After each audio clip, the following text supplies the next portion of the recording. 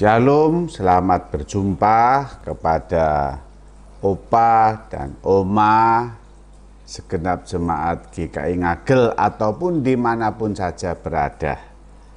Pertama, saya sampaikan selamat Paskah ya, karena dengan Paskah kebangkitan Tuhan Yesus, kita menjadi anak-anak Tuhan yang diselamatkan dengan pasti, dijaga, dilindungi, bahkan sekarang ini sampai selama-lamanya.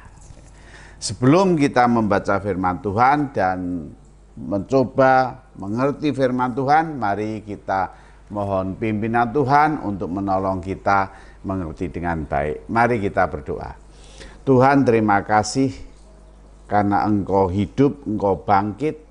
Kami boleh merayakan Paskah ini yang bukan saja kami peringati, tapi kami hayati, kami yakini, kami imani, kami percaya bahwa Tuhan kami Yesus Kristus adalah Tuhan yang hidup, yang bangkit dari antara orang mati, dan yang betul-betul menjadi Tuhan dan Juru Selamat kami.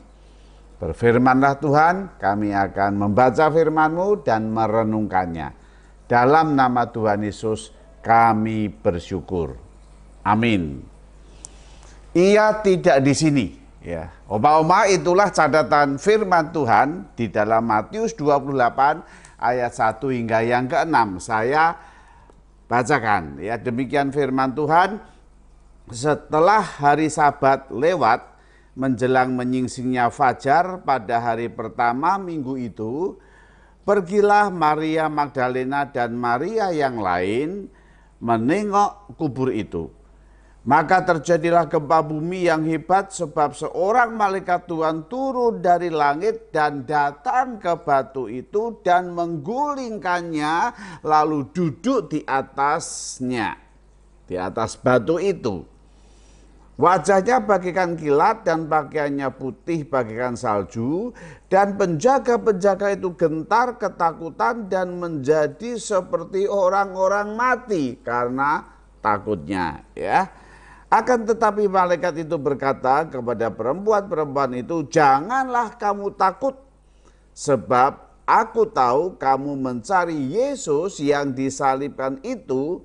Ia tidak ada di sini, sebab ia telah bangkit sama seperti yang telah dikatakannya." Berbahagialah kita yang membaca, mendengar, mengerti, dan kita lakukan firman Tuhan ini dalam hidup kita. Opa-oma sekalian, ayat yang ke-6, ia tidak ada di sini sebab ia telah bangkit sama seperti yang telah dikatakannya. Mari lihat tempat di mana ia berbaring. Saudara, itulah pernyataan malaikat itu yang datang pagi-pagi hari. Para perempuan persis bersama teman-temannya diajak untuk menengok kubur Tuhan Yesus. Jadi budaya ini sudah ada dulu sampai sekarang, ya. Kalau ada di antara anggota keluarga kita yang meninggal hari ini dikubur, maka 2 atau 3 hari atau seminggu atau 10 hari, ya, dikunjungi lagi, dilihat lagi kuburannya dan ditata dengan rapi. Demikianlah perempuan-perempuan itu yang datang pagi-pagi pergi ke kuburan Tuhan Yesus. Jadi kalau di sini kita melihat sebenarnya siapa yang pertama kali melihat dan mengalami peristiwa kebangkitan Tuhan Yesus? Ternyata ibu-ibu, ya. Ternyata kaum Hawa, kaum wanita, Maria Magdalena, Ibu Yakobus, Salome, itulah yang menjadi saksi yang pertama ketika Tuhan Yesus bangkit. Kepada perempuan-perempuan itu dikatakan, "Jangan takut, ia tidak ada di sini." Kenapa takut? Ya pasti pergi ke kuburan yang tiba-tiba ada gempa, yang tiba-tiba batu yang menutup kuburan itu terguling. Siapa yang tidak takut? Lawang pergi kuburan dewek aja ndak ada apa-apa, kadang-kadang ada yang takut kan? Ayo Opa Oma, takut nggak? Kadang-kadang ada orang yang pergi ke kuburan itu takut. Apalagi sekarang melihat peristiwa pagi-pagi matahari mau terbenam, misi suasana gelap gitu ya, walaupun udaranya segar. Ada gempa, waduh gempa aja sudah membingungkan, menakutkan. Tiba-tiba lihat batu tergulai dan kemudian ada malaikat yang duduk di atas batu itu. Siapa yang tidak takut? Maka malaikat Tuhan itu berkata pertama kali keluar dari kata-kata malaikat itu apa? Jangan takut. Kenapa jangan takut? Karena ia tidak ada di sini. Tuhan Yesus sudah tidak ada di sini lagi. Tidak ada di kuburan lagi. Nah, Opa Oma, sekarang bagaimana kalau kita balik? Ya, bagaimana jika Tuhan Yesus ada di sini? Bagaimana jika Tuhan Yesus tetap ada di dalam kuburan? Bagaimana jika kubur itu tidak tergolek? Apa yang terjadi ketika Tuhan Yesus tetap ada di sini? Pasti justru yang terjadi apa? Ketakutan dalam hidup manusia yang luar biasa. Kenapa Opa Oma manusia mengalami ketakutan? Karena kasih Allah Bapa itu, kasih di dalam Tuhan Yesus itu tidak jadi menyelamatkan. Nah, itu yang membuat manusia penuh dengan ketakutan. Karena tujuan hidup manusia, arah hidup manusia, akhir hidup manusia menuju kepada kebinasaan, menuju kepada kematian yang kekal, menuju dibelenggu dosa, dan juga ada di dalam kebinasaan bersama iblis. Wah, itu menakutkan sekali. Oleh karena itu jika dia ada di sini, andai kata Tuhan Yesus ada di sini, apa yang terjadi? Jelas, Tuhan Yesus adalah seorang pembohong. Kenapa pembohong? Karena yang diajarkan tidak terjadi.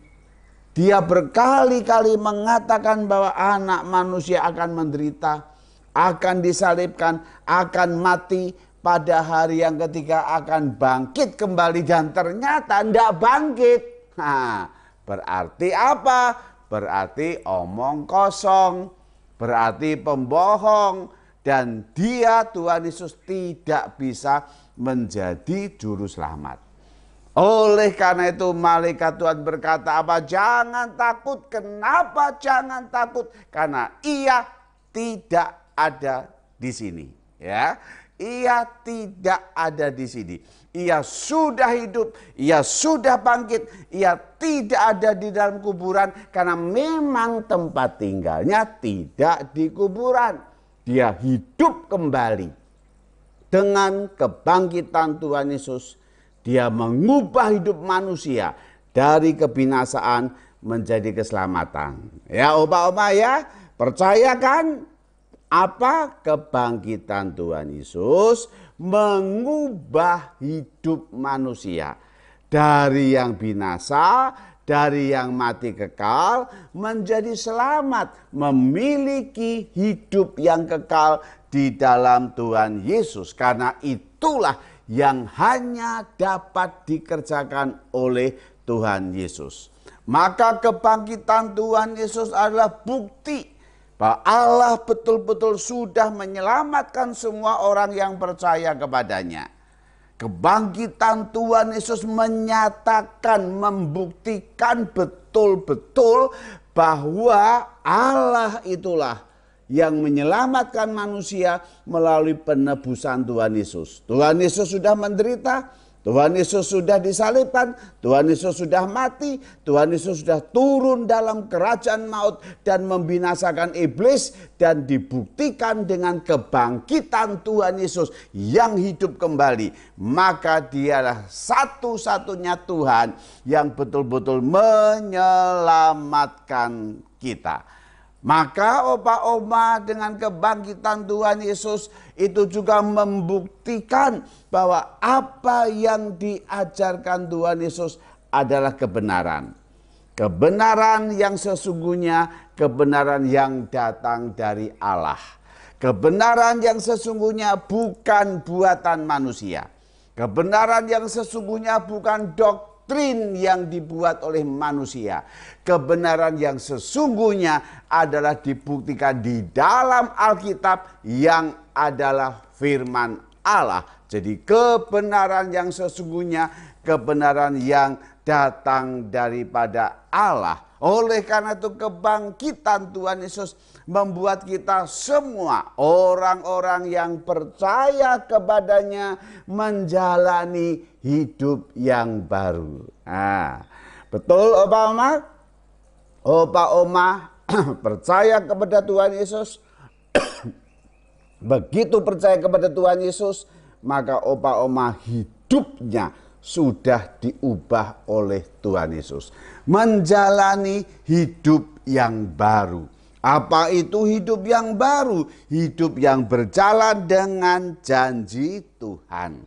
Hidup yang berjalan dengan firman Tuhan. Hidup yang dituntun oleh firman Tuhan. Hidup yang dikuatkan, yang penuh dengan keyakinan akan kebenaran firman Tuhan. Bukan hidup yang ada dalam dunia ini, yang hanya sekedar sandang pangan papan, yang sekedar karir, yang sekedar mengumpulkan uang, yang sekedar sekolah gitu ya, belajar, cari duit, berumah tangga, sampai lanjut usia, habis itu mati selesai. Nah, itu dunia. Ya, itulah yang digarap oleh dunia, itulah yang dikerjakan oleh dunia. Tidak ada pengharapan, tidak ada tujuan hidup selain menuju kepada kebinasaan, karena dunia tidak menjamin keselamatan hidup opa oma kita semua, saudara dan saya. Maka Paskah membuat kita menjalani hidup yang baru. Tahu tujuan hidup saya. Tahu apa yang harus saya lakukan, karena firman Tuhan ini yang menuntun hidup saya. Yang menuntun hidup opa oma. Yang meyakinkan ketika opa oma ragu-ragu. Yang meyakinkan ketika oma dalam keadaan bimbang. Yang menguatkan opa oma ketika di dalam ketakutan. Yang memberikan sukacita pada opa dan oma ketika dalam duka, lara dan kesedihan, yang betul-betul memberikan pengharapan yang indah di tengah-tengah keputusasaan. Itulah firman Tuhan. Karena Allah kita, Allah yang mengasihi dan Allah yang mau menyelamatkan kita, supaya hidup kita memiliki sukacita yang sesungguhnya, bukan sukacita yang palsu loh ya. Sukacita yang sesungguhnya di dalam Tuhan Yesus. Oleh karena Paskah membuat kita tidak takut. Jangan takut sebab ia tidak di sini. Jangan takut sebab ia bangkit. Jangan takut sebab ia hidup. Jangan takut sebab dia Allah Immanuel yang beserta, yang bersama-sama opa dan oma kita semua, saudara dan saya, di dalam menjalani hidup ini. Sekarang ini, esok, sampai selama-lamanya. Dia yang hidup, dia yang menang, dia Tuhan dan Juru Selamat kita. Oke opa oma, yakin ya? Percaya sungguh-sungguh? Kasih karunia Tuhan Yesus memberkati opa dan oma begitu limpahnya. Semakin kita lanjut usia, semakin ayo kita percaya sungguh-sungguh dia Tuhan saya, dia Juru Selamat saya, dia Allah yang mengasihi dan bersama-sama dengan saya dalam keadaan apapun juga. Kita semua sudah dijadikan manusia baru. ciptaan baru. Mari jadi anak-anak Tuhan yang cinta firman Tuhan. Mari jadi anak-anak Tuhan yang setia berdoa. Mendoakan bukan saja diri sendiri, mendoakan gereja Tuhan, mendoakan anak-anak Tuhan, mendoakan hamba-hamba Tuhan, mendoakan semua aktivis gereja, mendoakan bangsa dan negara kita, mendoakan dunia ini, mendoakan gereja-gereja dimanapun saja berada. Banyak hal yang bisa Opa Oma doakan. Kenapa kita berdoa? Karena saya sudah menjadi ciptaan baru. Saya sudah dibangkitkan bersama Yesus yang bangkit dan Yesus yang menang. Selamat Paskah, Tuhan berkati kita semua. Mari kita berdoa. Tuhan Bapa kami yang di surga, kami sungguh bersyukur untuk anugerah-Mu yang luar biasa. Terima kasih Tuhan, kami punya Tuhan yang hidup, punya Tuhan yang bangkit, punya Tuhan yang tidak ada di sini, tidak ada dalam kuburan ini, karena Engkau sudah hidup dan bersama-sama dengan kami. Kami berdoa untuk Opa dan Oma kami Tuhan yang kami kasihi, kuatkan ketika ada dalam kesedihan. Hibur ketika ada dalam duka dan lara. Pulihkan, sembuhkan ketika ada yang sakit. Tuhan berikan kekuatan ketika tubuh semakin lemah. Biarlah iman percaya semakin teguh, semakin kuat. Tuhan berkati kami semua. Berkati anak cucu kami. Berkati saudara-saudara kami. Semuanya berkati. Biarlah firman Tuhan yang kami baca, kami renungkan, boleh menguatkan kami dan jadikan kami, Opa Oma ini, jadi berkat bagi banyak orang.